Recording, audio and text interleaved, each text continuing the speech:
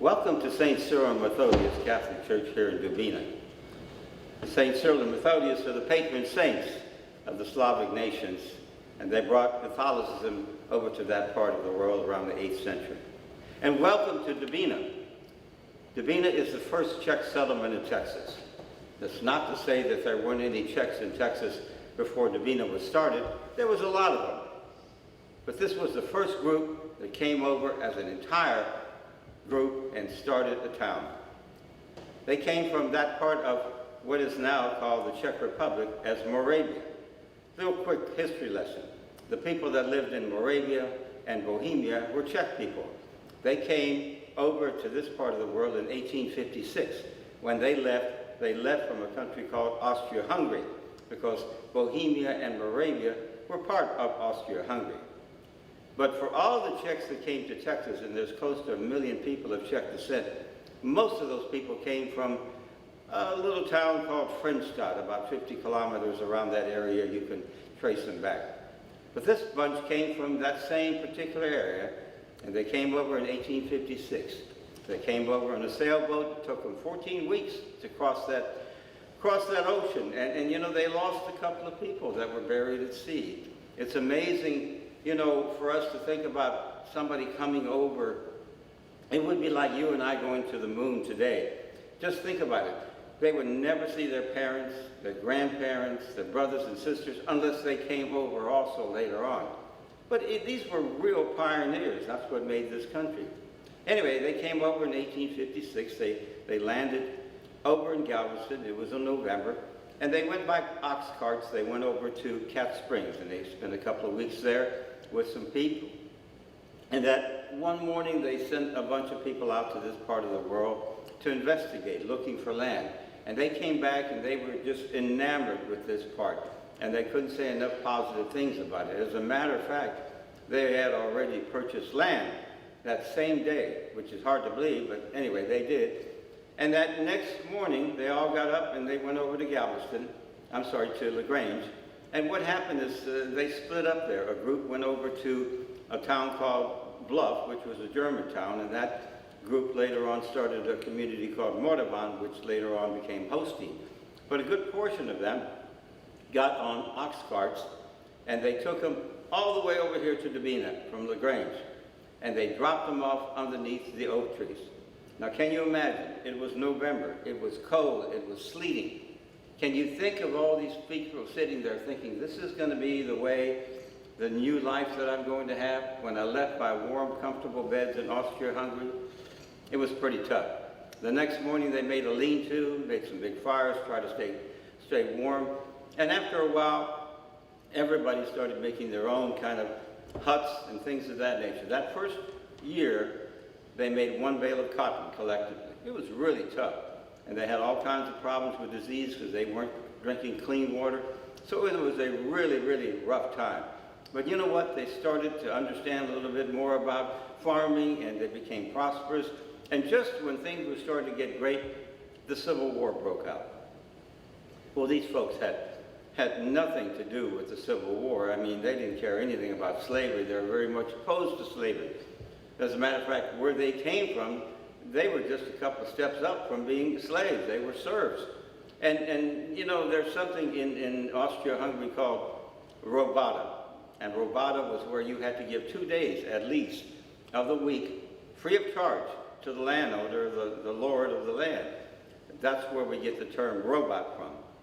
So they had no intention or desire to fight for a cause that they didn't believe in.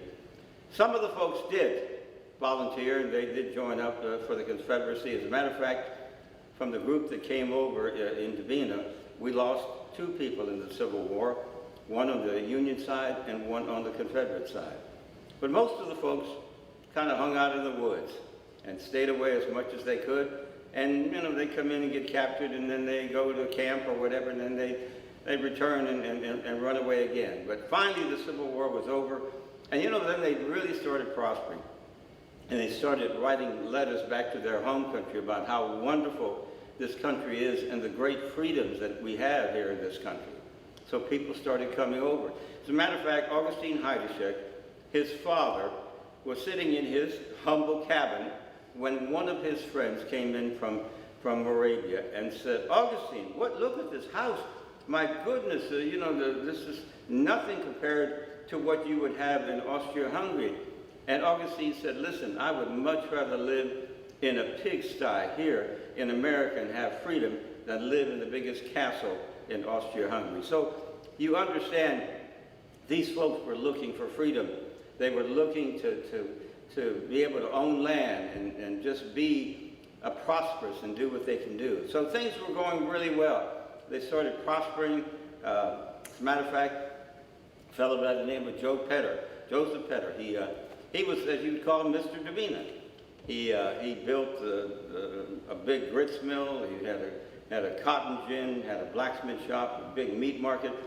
There was a country store there, a general store, had a saloon there, post office, even had a zoo. They had wildcats and bobcats and wolves. There was a rumor that there was a giraffe, but I don't think that probably happened. But they did have monkeys. And we know that because just down the road there's a tree called Opita Strum. And that's where which in Czech means monkey tree. And that's where they buried the monkeys. And one of my buddies, Bobby, was looking around underneath that tree, and sure enough, he found a couple of monkey skulls. So that part of it was true. But along with that, he had this wonderful dance platform. And people would come around from everywhere. I mean, it was just an incredible thing. You have to understand, there was an enormous amount of people that were living here at this time. And so, the governor would be down, they'd have political rallies, they'd have big dances. And that thing started in 1885 and continued until about 1935. So it was there for a long period of time. They started out with little gas lamps at night so people could have dances, and then later on they had electric lights, not like we would know it, but Delco battery, electric generated lights that went down there. So people were very industrious. They'd have football games, baseball games, clay shoots, all kinds of interesting things that were going on. But probably the most interesting part of that was the political rallies that were had there, and just an opportunity for people to get together, because that's what it was all kind of about. An interesting fact, in the 1870s, the railroad wanted to come through Dubina and through High Hill. And the people who were in the High Hill said, no, we don't want any part of that. Just forget about it. So they went through another place. They created Weimar and Schulenburg. So the people in High Hill, by making that decision, actually created those two towns. But Dubina was doing well. Peter's store was doing well. I mean, there was no other place around here that you could go to get groceries and things of that nature. So things were very, very prosperous and looking good. Of course, once they built the railroad through Weimar and Schulenburg, people started moving kind of in that direction. And, Dubina was losing some of its population. One of the things that we had here is we had schools. We had 3 different schools. There was a Catholic school that was just down the road, another public school, and then we had, as they call them, colored schools, the African-American school just down the road. So there were a lot of people, and as a matter of fact, there were over 150 kids going to school over at the parochial school here in Dubina in the 1890s and around the turn of the century. But one of the things that these folks did, they brought their faith along with them. They were Catholic, and they were here, and there was a priest by the name of Father Gary, who was a Frenchman, who came in from Fralesburg. And he would come in at the early time, maybe once, twice, sometimes 3 times a year, and he would say Mass and have an opportunity to receive communion. And the folks would come 2 or 3 days ahead of time and just camp out in the woods and under the stars and just get an opportunity to meet with other peoples and talk about their joys and the sorrows and things of that nature that was going on. But they wanted a permanent church. And so in 1877, they built a church. That church was located right where this one is at. And things were going well. There were so many people coming to the church that they had to expand it. As a matter of fact, in the 1890s, we had 600 families going to church here. Now remember, there wasn't a church in Weimar, there wasn't one in Schulenburg, and it is what it is. It was 600 families that were here going to church in Dubina. Just remember, there wasn't a Schulenburg and there wasn't a Weimar church at that time. So anybody that was Catholic around this area went to church here. And things were going great, but unfortunately a hurricane knocked down that church in 1909. And they built it here today. And when they built the church, they had a fellow that came through and painted up all the stenciling and things of that nature that you see here in this church today. And one of the things that happened in 1952, for whatever reason, they say that the ceiling started to get pretty grimy or whatever because I think they had kerosene stoves in here.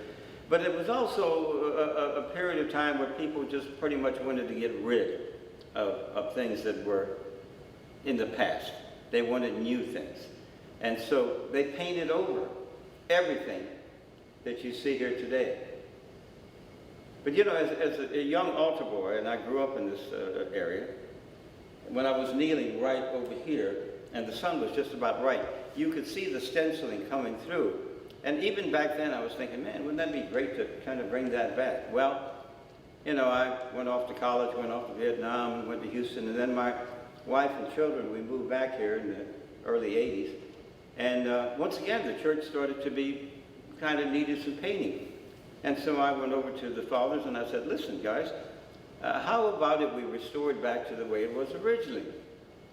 And they said, great, go ahead. And so, you know, I called the University of Texas, I called all these arts institutions, and they all said, hey, Godspeed, go for it, buddy.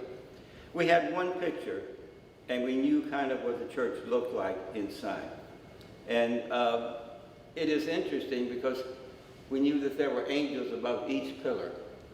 And so Butch Koenig and myself would set up scaffolding after Mass. We'd climb up there and we kind of do a little bit of removal here and there. We found the remnants of what was an angel. And so I painted the angels back exactly the way that you see them today. And then what happened is that, as you know, stencils are repetitive. And so all you have to do is just get a certain portion of them. So while we were working in the church, we found that as long as you had this portion here of it and whatever we uncovered, we took pictures of the colors, we took pictures of all the stencils. There's 12 different kinds of stencils inside the church. And what happened then is that we took and we had the angels covered, and we have professional painters that came in and spray painted the entire church. And then the congregation came back and they painted it back exactly the way that you see it today. I mean, I could just see it today. Bobby and Flash over there arguing about where that chariot would go, or Danny's standing on top of that thing acting like he's a saint, or Becky's back there, or Cindy and Tommy, and everybody that worked so hard to put this church back exactly the way it was. Now, we didn't completely finish it. The only thing we didn't do was put the stars up on top of the ceiling. And what happened is that was Rob Marshall came in and he did that with his group. And that was about 10, 12 years ago. But the church is almost identical to the way it was when it was first built. A couple of interesting things that I need to tell you about the church is that in the old days when people went to church here, the men always had to wear a coat, even in the summertime. And of course the women had to wear hats or either something on their heads. When you walked into church, the men sit on the right side and the women sit on the left side. As a matter of fact, today on the men's side, there's still those little things that you can lift up to put your hats underneath there. But when you were a young man or a young woman on this side, the younger kids, the real younger ones, sat here, and then the older ones sat there a little bit, and then as you got older, continuously you would go there. So the kids stayed up in the front. And it was obviously a good chance to make sure that everybody was behaving, and if they weren't, they would certainly hear about it later on. How it's got its name is interesting because initially this part of the world was called Navidad, and then later on it was called Bohemian Navidad, and for a short period of time it was called Moravia, until they realized that there was a post office already in Texas. They applied for a post office, and they said, no, there already is. And so they thought about Petersville, but Augustine Heidesheck, who happened to be county judge at that time, looked at all these oaks and he said Dub, which in Czech means oak, and said Dubina, which means oak grove, basically. Augustine Heidesheck was a fascinating guy. He came over with the original bunch, and he was one of the guys that volunteered and fought on the Confederate side. He later on became county judge. He was the first lawyer of Czech descent in the United States. He was state representative. He sat on the board of Texas A&M University. He started this wonderful Czech newspaper called Svoboda, and he really was a prominent politician in Texas back in those days. So we had several different people serve in the legislature from this part of the world. The only thing that survived from that first church are the bells up in the belfry, and then the first church had 3 different kind of chandeliers. And a lady went through and she picked up all the pieces and she made one chandelier out of all 3 of those together. And then we have the nativity scene that we put up during Christmas time, and that was saved because it was housed in another building. And the other thing that survived was the cross on top of the church, and that cross was built by probably a combination of Joseph Petter and Tom Lee. Joseph Petter, who owned the store and whatever, was also a blacksmith. And he had a fellow working with him by the name of Tom Lee, who was a freeman. He was a slave. Interesting guy.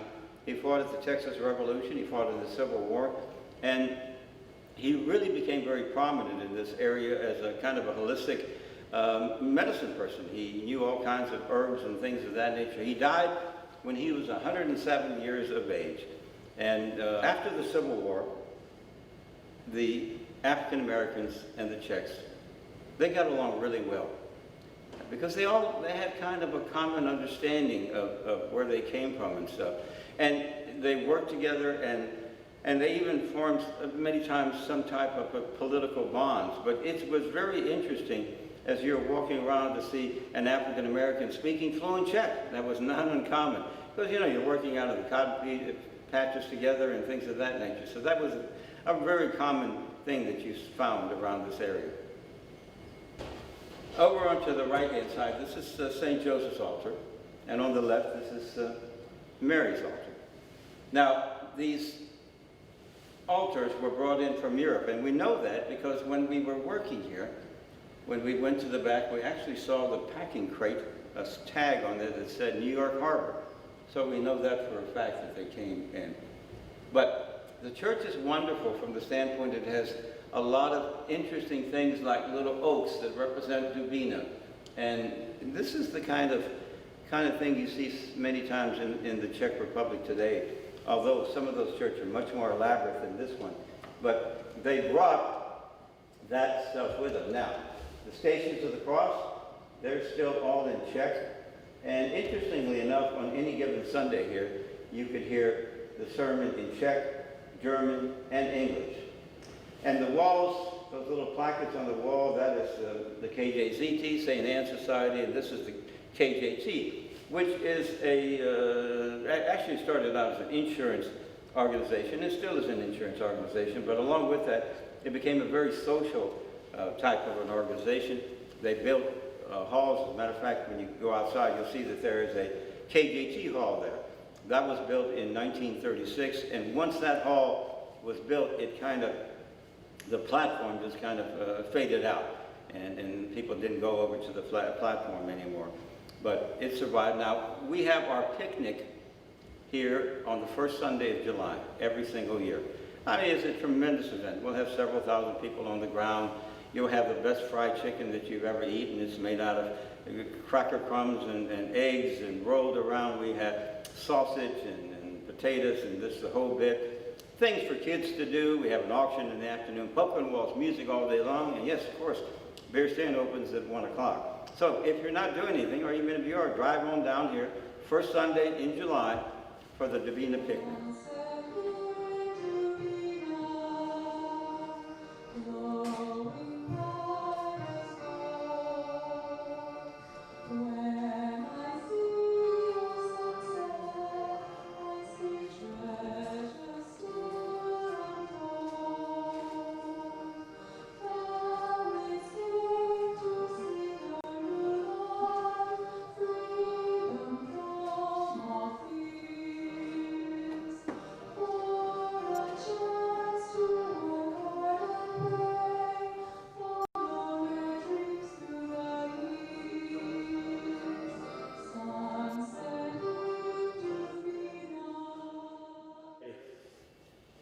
You know, it's an amazing thing. I have read articles from magazines around the country, and they call this angel the fallen angel. And I think that's amusing. What happened, quite honestly, is that I did all 5 of these angels, and we were just exhausted. And we didn't finish this one. And it stayed unpainted probably for 10, 12 years, really. And so one day I just got kind of tired of it. And I said, what the heck, we'll just paint her, or whatever angels are, paint her in different colors than the rest of them. So she does stand out. But that's... I could talk about Dubina for hours. As a matter of fact, we're putting a book together, and hopefully that book will be finished next year sometime. But it's just been a pleasure visiting with you today. But this is a wonderful old church, and like any old church or any kind of structure, it needs maintenance. So, you know, if you're looking at this video and you find it interesting and you think you'd like to contribute, there's something on the screen that will tell you where you can maybe send a couple bucks if you want to. And on our way out of church, my wife is up there, who's been the organist here for about 40 years, and she will play and sing a wonderful old Czech song called Zdravas Maria, which is a typical song that you would sing in a Czech church.